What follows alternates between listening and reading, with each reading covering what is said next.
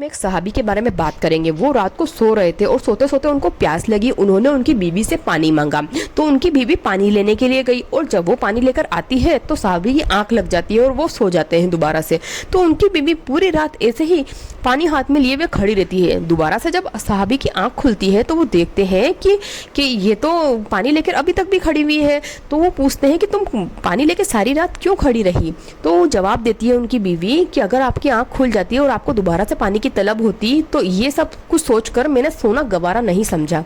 तो ये बात को सुनकर साहबी इतने ज़्यादा खुश होते हैं।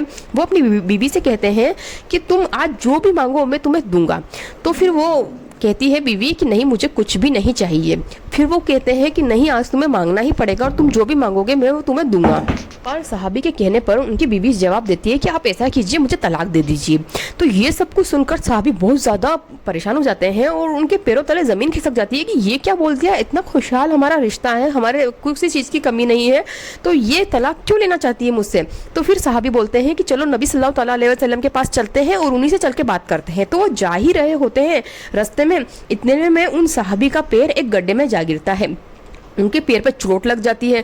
तो फिर बीवी कहती है कि चलो अब मैंने इरादा बदल दिया है, अब अपन वापस घर चलते हैं। तो साहबी पूछते हैं कि तुमने कैसे इरादा बदल दिया और कैसे तुम्हारा तलाक का इरादा हो गया था।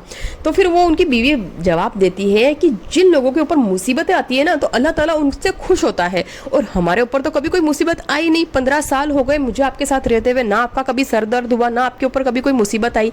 इसलिए मैंने सोचा कि शायद आपका ईमान कमज़ोर है और अल्लाह ताला आपसे नाराज़ है, अल्लाह ताला आपसे खुश नहीं है। उन लोगों के अल्लाह ताला बहुत ज्यादा करीब होता है जिन लोगों के ऊपर मुसीबतें आती हैं। आप लोग भी परेशान ना हो, अगर आपके ऊपर कोई मुसीबत आ रही है, आप किसी मुसीबत में मुब्तला है तो आपका ईमान मजबूत है और आपका ईमान बहुत ज्यादा पुख्ता है, आपका ईमान कमजोर नहीं है। क्योंकि जिन लोगों के ऊपर मुसीबत नहीं आती है ना तो उनका ईमान कमजोर होता है, वो कमजोर ईमान वाले होते हैं। और जो लोगों के ऊपर मुसीबत आती है ना तो अल्लाह उनके सबसे ज्यादा करीब होता है। अल्लाह ताला देख रहा होता है कि मुसीबत में मेरा बंदा मुझे किस तरह से पुकारता है, मुसीबत में मेरा बंदा मुझे याद कर रहा है कि नहीं कर रहा है। इसलिए जब मुसीबत आए आपके ऊपर तो आप सब्र से काम लीजिए, सब्र से काम लीजिए, नमाज से काम लीजिए।